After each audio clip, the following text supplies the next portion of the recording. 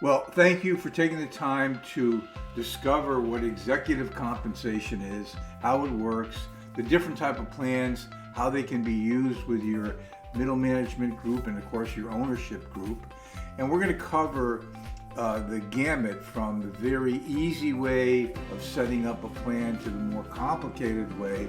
And we're going to talk about why it's so effective for executives to not want to leave behind a wonderful golden handcuff. And that's why statistically it has shown that putting executive compensation plans in play with your key group has paid off, because statistically they don't want to leave behind a wonderful benefit. And that's why they call it a golden handcuffs. And we're going to cover quite a bit of that today in this few minutes that we'll be together. So today we're going to spend our time and talk about executive benefit programs, and I'm going to run through the 4 or 5 benefit programs that we use and help employees and employers create some very effective wealth outside of the business. For any size company, if you're an employer and you own a company, large or small, pay attention, because you might be missing out on one of the best benefits that you can have for yourself and maybe your key people to a point of creating wealth outside of your business on a very tax efficient basis. Well, the first thing you need to know is that in executive compensation, the timeline is very important. For an example, if you're looking for current benefits, you're looking at things such as executive benefit bonus plans, 162, something called split dollar, where the corporation supports a benefit for an employee but is reimbursed, to another plan called split dollar, where the company is just sponsoring a benefit until the employee leaves, and it's used to keep them involved with the company. So maybe those are current benefits, but then you have deferred benefits where you have higher paid people that want benefits when they retire, and they're down the road a little bit, and they're highly compensated people. They want to defer income. They want some kind of guarantee on top of their pensions that there's more money if they stay. So we can combine those particular benefits and skew them the way we want to. But in the benefit area, if you really break it down, executive benefits are really what we call non-qualified benefits. They're benefits that are not for the rank and file. They're not for the full population. They're really designed to be for selected people. And the nice thing about it is you get to select as the owner who you want in the plan and who you don't. And the plan does not have to be, if you have one plan, you don't have to have everybody in that plan of your selected people. You can pick and choose, and we're going to go through that. So sometimes you got to look at a short-term benefit. Maybe you got to create a benefit over the next 5 or 10 years to keep someone there. That's very possible. Put some incentives of vesting benefits in there, a vesting schedule. There's long-term benefits. Maybe you want to create a key group. You don't want them to leave. You don't want your competition to get them. So you can create benefits that would be very hard to walk away from as far as going to the competition. Maybe you want a benefit that you have current taxation implications, such as deductions, or a way of supporting the taxation issue of an employee. Maybe you want to defer the tax till later. Now, some companies put in plans where they say, well, I don't mind paying for it, but at some point I want my money back, and that's called cost recovery. So let's take a look at where you are today. You'll see on the left-hand side, you've got elements of what the company is looking for. They're looking for current tax deductions, tax deferral accumulations. They want to select employees. They want maybe liquidity.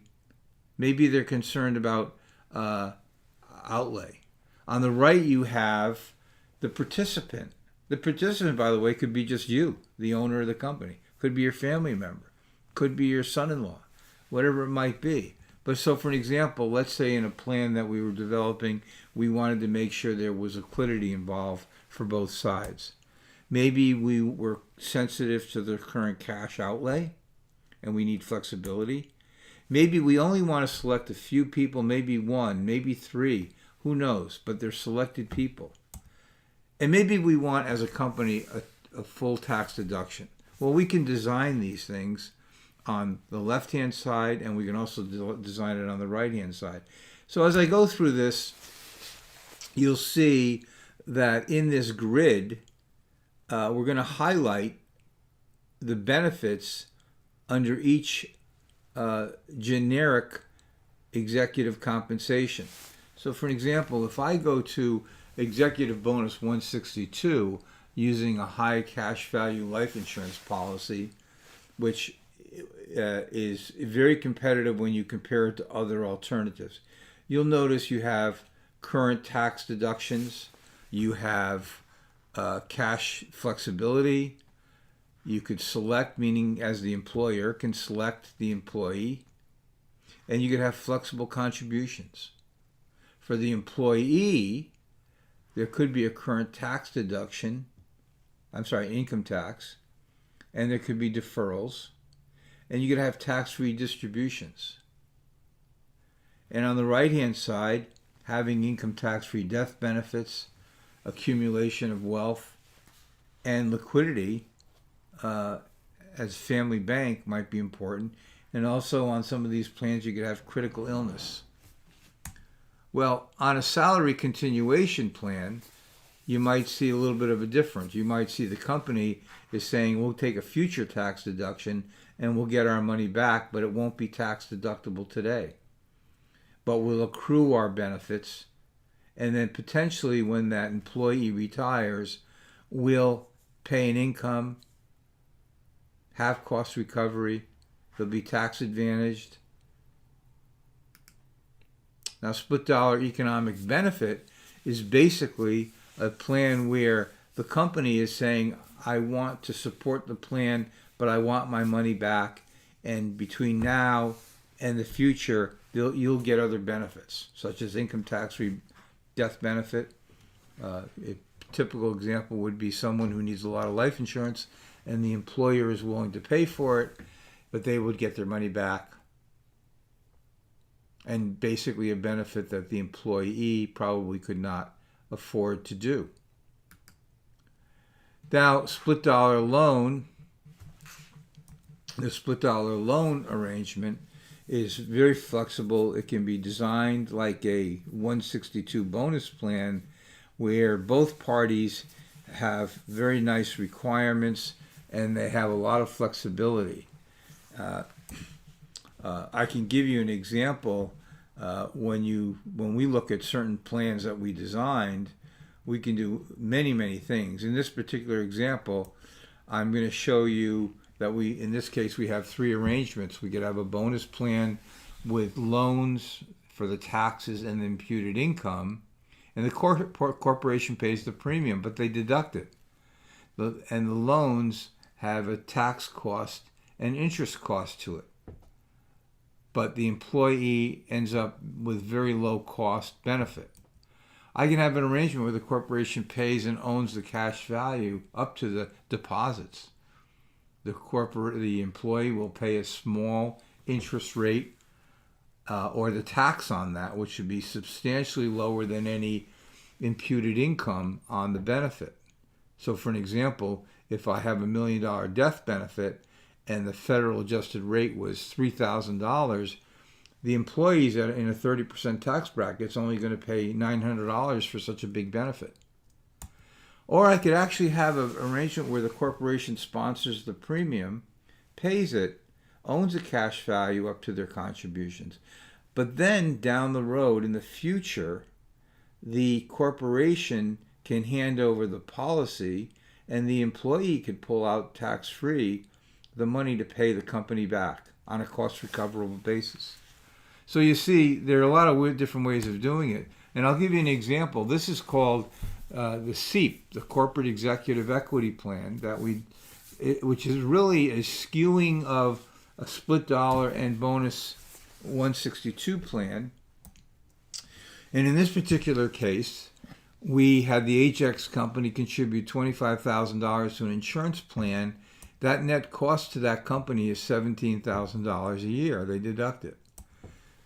Ajax is not paying more than the gross premium, and so what's happening is that the employee takes on the cost of the taxes, but in this particular case, we had the company support a loan to pay those taxes.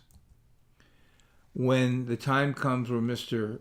Small is going to withdraw, he's going to take a full withdrawal tax-free to pay back the loan that Ajax paid into the plan. Ajax can forgive the loan and have it imputed in Mr. Small's income, in which case, in a 30% tax bracket on $314,000, Mr. Small would withdraw $94,000 of tax-free dollars. In that particular case, number 3, we could do the same thing as number 2, but the difference is not only are we paying the company back, but Mr. Small is going to take a payout for 18 years of $67,500 tax-free, which is the equivalent of $96,429. And in number 3, it didn't cost him a dime. That payout is worth $1.2 million. So if I look at it and I break this type of benefit that we put together for Mr. Small, you could see that on the employer side, they put in $25,000 a year. It cost them $17,000. So the total premium to age 65, 66 was $675,000. They deducted that total premium as compensation. It would cost them $472,000. So the total loans to pay the taxes and the interest on the taxes was $202,000 and $120,000 for a total of $340,000. If the loan is given, they deduct it, and it costs them $220,000 to get the benefit to the employee. The employee, on the other hand, averaged $4,000 of interest cost on the loans that paid his taxes and the interest. The loan is paid off at retirement, $314,000. In this case, Mr. Small pulled out $314,000 tax-free dollars, paid the company back for what they paid on an after-tax basis. At retirement, after that's all done, Mr. Small took out $94,000 to pay the loan. His tax cost was forgiven. That was one way of doing it. There was no cost to him at all because the money he used to pay either the tax or the loan back came from the policy, which was ceded by the company. The cash values at 65 or 66 would have been $793,000. In other words, Mr. Small paid nothing out of his pocket. Everything was funded for him, and he walks away with $793,000. His death benefit is $2 million. But he also could turn this into a tax-free retirement income by taking $67,000 out, which is the equivalent of $96,000, and that would be for 18 years, or a total of $1.2 million of tax-free dollars. And again, this is all subjected to current dividend scales and that type of stuff with the assumptions that we made. So when you do all of this, you have to consider a number of things. Your business situation, you got to consider your personal situation. You have to identify some of the key issues that you really want in the planning, which we help you with. And we obviously review and discuss all this. But I would tell you that if you are a business owner and your business is doing pretty well, you're doing yourself a disservice by not looking into executive compensation programs, which you can use for you and your family. Use your corporate dollar cash flow to create wealth outside of your business. Because the truth is that about 78% of the people that own businesses don't have a good exit strategy. So when the time comes when they need their wealth in their business, which usually is about 80-85%, they can't get it out.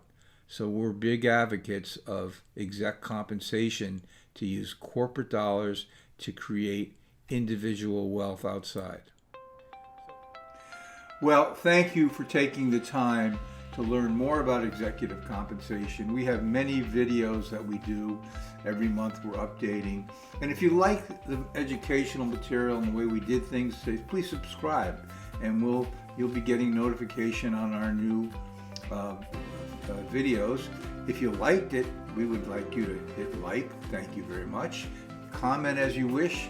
And there is a video to download for more information about executive compensation. So once again, I want to thank you for taking your time to learn about the subject of executive compensation. To learn more, however, you can order our paperback or Kindle book called Unlocking Your Business DNA. This is a book I put together 4 or 5 years ago of my 55 years of practice working with employers from 5 to 50 employees and their executive groups, and a lot of great ideas that you as either a business owner or an advisor would get out of the book. So thank you again for taking the time. I really do appreciate it. And I'm Tom Perrone, President of New England Consulting Group.